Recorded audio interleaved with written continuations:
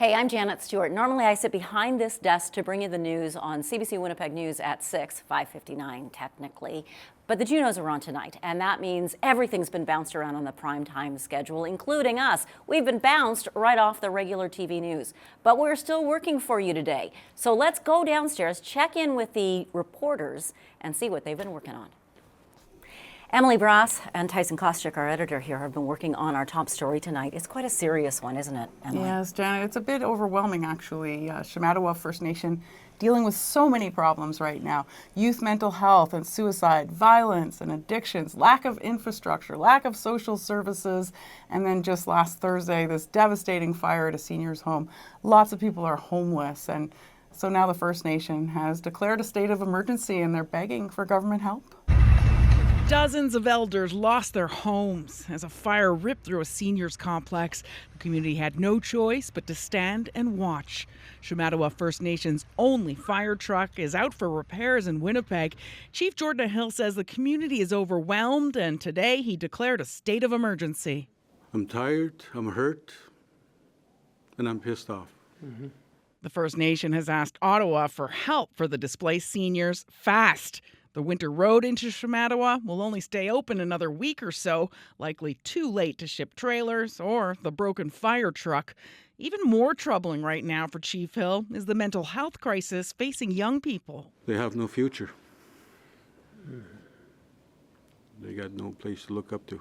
Hill says 70% of people in Shamattawa are under 30. He says they don't get the same activities and support as youth in other parts of the province, and that can lead to despair.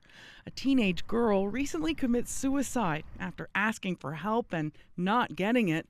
Last Wednesday, the girl's mother also took her own life. Assembly of Manitoba Chiefs Grand Chief Kathy Merrick says the tragedy can be traced back to government neglect. We are beggars in our own country, and it breaks my heart sitting here today to hear the story of a mother cutting down her daughter, her baby girl. The First Nation is also dealing with violence and addictions and conflicts between locals and police. Court hearings have been moved to Thompson since the band office hasn't had heat or water for 2 years. MKO Grand Chief Garrison Settee hopes the state of emergency makes Shamattawa's problems impossible to avoid. Because it's not just the suicide, it's not only infrastructure, it's not only housing, but it's a whole gamut of things that have been abandoned and neglected for so long. Settee says governments have treaty obligations to help. Indigenous Services Canada did not comment in time for our broadcast. Emily Brass, CBC News, Winnipeg. Let's check in now with our legislative reporter, Ian Fraze. Now, today we learned that the National Centre for Truth and Reconciliation will have access to provincial records of children who attended residential schools. Ian, why does this matter? Well, Indigenous leaders say it will give a clearer picture of what happened at residential schools. The province can now give the centre and other researchers the death certificates of children who died at residential schools. Here's reaction from Stephanie Scott, the executive director of the centre. Where we have the name of a student who attended a particular school, but we have no information on when or how they died or where they were buried, we may now be able to add that crucial information to the historical record. And here's Kathy Merrick, Grand Chief of the Assembly of Manitoba Chiefs. This is very important in that the records that will be handed over will be a way to get at the truth, the real truth as to what happened to our people. Also today, we got a ruling in a court case involving Premier Heather Stephenson. The Liberal leader, Dougal Lamont, had taken her to court, alleging that she broke conflict of interest rules when she didn't disclose the sale of $30 million in assets from a family company. She's a shareholder in that company. What did the judge decide? Well, the judge decided that Stephenson was guilty of breaking the conflict of interest rules, but she's going to face no penalty. The judge accepted Stephenson's reasoning that it was all inadvertent. This was just a mistake that the Premier happened to make. Lamont, though, he's not impressed. I have trouble imagining if this were to happen in any other province or any at the federal level, if you had the Prime Minister or if you had a minister, a cabinet minister, who failed to disclose that they had done a multi-million-dollar real estate deal, the questions would be raised because that's just not something that they're supposed to be doing. The judge also decided against penalizing Stephenson because she did not gain financially from failing to disclose the right paperwork. Thanks for explaining this, Ian. CBC's Bartley Kivas has spent the day at City Hall. Executive Policy Committee has been meeting. Let's go to Bartley and find out what happened. A packed agenda at Executive Policy Committee today. Probably the most contentious item on the agenda was a proposed settlement with Tartan Towing. The city found that Tartan had billed the city for $1.1 million worth of non-existent work. City lawyers presented a proposal to allow Tartan to only repay $440,000. A number of councillors, including Mayor Scott Gillingham, didn't like that idea. It's one of these matters that seems, frankly, to have struck a nerve with many people in Winnipeg. Even though comparatively, it seems like a small amount compared to the size of the scope of Winnipeg's budget. Part of it is the principle of the matter. $1.1 million has been charged to Winnipeggers for services that were never delivered on. That shouldn't come out of Winnipeggers' pocket. Executive Policy Committee voted 5-1 to quash the Tartan proposal. It still moves on to Council next week. Councillor Sherry Rollins was the only person who voted in favor of that plan. EPC also did some other things today, approving unanimously True North Real Estate Development's plan to purchase land from the Forks below Portage Place. That's the first hurdle on the way towards a proposed purchase of the Portage Place Mall by the company that owns the Winnipeg Jets. EPC also voted to change the name of Bishop Grandin. That was voted 5-1, with only Councillor Jeff Brawadi voting against it. That one moves over to City Council next week. Bartley Kivas, CBC News, Winnipeg. A 64-year-old man has been charged with arson in a fire that destroyed the community's hotel in Rennie, Manitoba, and also its post office last year. Now, Rennie is just outside Whiteshell Provincial Park. Our Josh Crabb has been working on this story. What do we know about this arrest, Josh? Janet, RCMP charged 64-year-old Pele Lambiase Saturday in Rennie and charged him with one count of arson. Now, municipal officials and residents identified Lambiase as the operator of a restaurant in Rennie, which is right beside the hotel. One councillor for the area's RM says people are shocked and disappointed.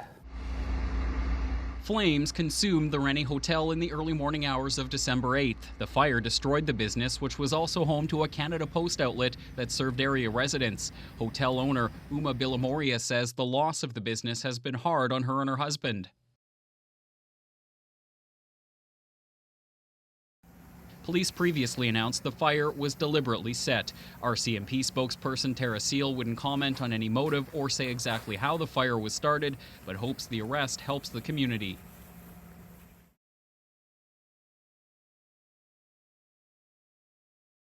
Residents and municipal officials have identified the accused as the operator of Mama Joe's restaurant in Rennie. It's located next to where the hotel once stood alongside Highway 44. RCMP say Lambiase was arrested in Rennie but wouldn't say exactly where. On Saturday, community members saw RCMP cruisers parked outside the restaurant. RM of Reynolds councillor Blaine Webster says people are shocked and disappointed.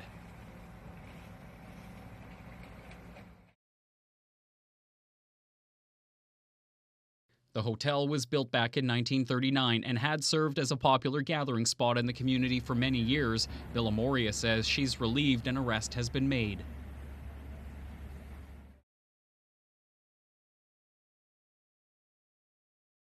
Lambiase couldn't be reached for comment. None of the allegations against him have been tested in court, and he's presumed innocent. He's been released from custody and is due in Beausejour Court May 1st. Josh Crabb, CBC News, Winnipeg. Staff at the Workers' Compensation Board are threatening to go on strike. About 450 employees have been without a contract for more than 2 years. The union, which represents the workers, says the board has refused to offer a fair deal. So workers in Winnipeg, Brandon, and Thompson could go on strike as early as March 21st.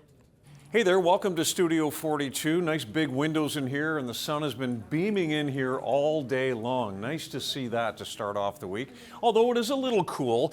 But yeah, that's sunshine. Look at all the clear sky across southern Manitoba, northwestern Ontario, and most of northern Manitoba as well. Now that is going to change. I'm tracking a low pressure system that will come out of Saskatchewan and into parts of Manitoba, even tonight into tomorrow morning. So here's Tuesday at 8:30.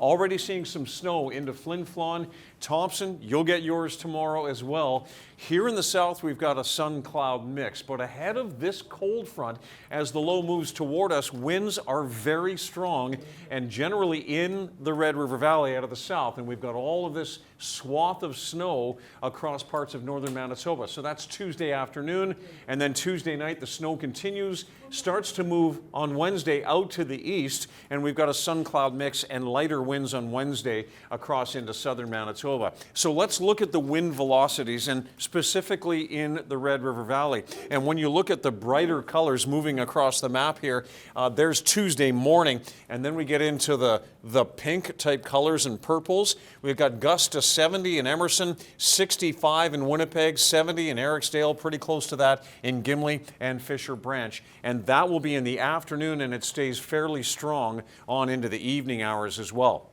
All right, snowfall amounts. 48-hour amount has us at about 30 centimeters in Thompson up to Wednesday afternoon. I think a lot of that's on the ground by Wednesday morning. And then mid-20s for Gillam and God's Lake, 13 centimeters in the Paw. So yes, this is warning level snow in some areas across northern Manitoba. Here on Monday night, we're looking at minus 12 in the Winnipeg area. There is your morning. It'll be a little bit brighter than the afternoon, but look at the winds. South 40, gusting to 70 kilometers per hour.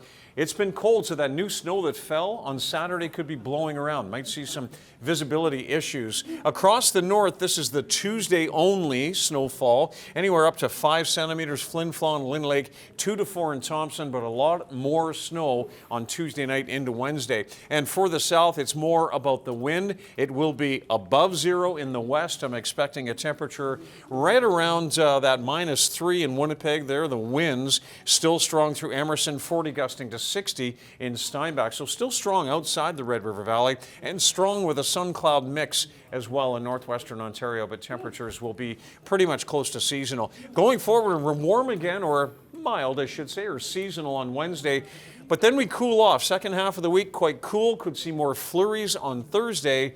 Sun on the weekend and warming up for Sunday to minus 1. A love of ice fishing on Lake Winnipeg led a local First Nation to hold its first ever ice fishing derby over the weekend. Broken Head Ojibwe Nation's derby took place at Peconia Beach on Lake Winnipeg. Chief Gordon Blue Sky said it seemed like a great idea to raise money for the community while also offering people a chance to test out their ice fishing skills and maybe win some big prizes. We have a lot of great fishermen from Broken Head. You know, we have a lot of events like treaty days, and a lot of things that people were talking about was, you know, what can we do to fundraise for our community, for our youth initiatives, and to support our powwow that we have every year in our treaty day events. No tents. We want to level the playing field. So no electronics, no devices. We want to have the Iron Woman and the Iron Men out here today fishing in our derby. We may take some considerations in for next year. Well, I like to go ice fishing with my son, and we go pretty much all over. We travel all spring. We go somewhere. Yeah, it's something I want to do I'm doing in my retirement, and I get a lot of enjoyment out of it. He uses a stick to catch the fish. Literally a stick. A lot of people pop can like the old days. Pop can with a line on it, and you know, it doesn't take much to catch a fish out of the water. I know we have some fishermen out there in their 80s right now because they're from our community. So yeah, we got some older fishermen. We got kids. My daughter's out there. She would not allow me to have the derby without her being involved, and she's 11 years old. So there's a lot of people out there right now that are fishing and looking to get ready to pull in that big one. I'm excited for them. Coming to win the grand prize. Have 2 holes here. and yeah, pretty exciting. There's a lot of people out here. I never expected this many people. The largest prize that we're doing today is the 20,000 longest pickerel. Is going to be that's going to be the one that gets to carry the title till next year as our biggest fish. A big pike. Oh, whoa! Oh, is that a pike? Yeah. We got another fish coming in. That's a big pike. That 12-inch pike just got bumped out. 28 and a quarter. 28 and a quarter incher takes the biggest pike. So 28 and a quarter is the biggest pike to beat. Every event that we have, especially for the ice fishing, just gets bigger and bigger. So look forward to next year. It could be bigger prizes and maybe more prizes to be given out in terms of first, second, maybe to 10 in terms of cash prizes. But today, really impressed with the support that we have coming out today and supporting us. If you haven't had a chance to skate on the river trail yet this season, sadly, you'll have to wait until next winter. The Nestawaya River Trail is now closed for the season. It was 6 kilometers long, open for 72 days, just 3 days shy of its record, 75 days. The Forks said the river trail saw about 200,000 visitors this season. Winnipeg's Animal Services Agency is over capacity. The agency's Leland Gordon says many dogs are being surrendered for financial reasons. People just can't afford to keep them. To help with capacity, the Animal Services Agency held a sale over the weekend.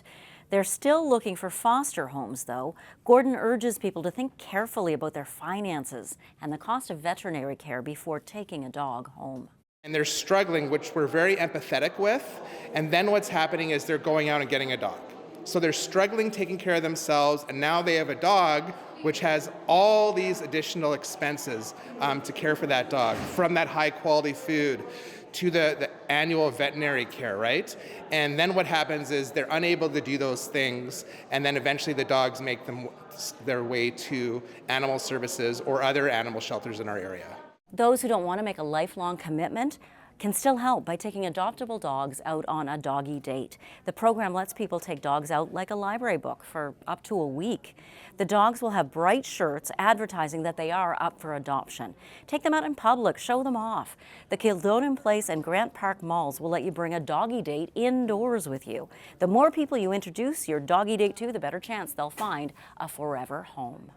And that is your news for now. Thanks for clicking and watching. Remember, tonight at 11, Riley Lachuk will have all your local news on CBC television, and you can always watch us on CBC's YouTube page. Take care, and we'll see you at 6 tomorrow night.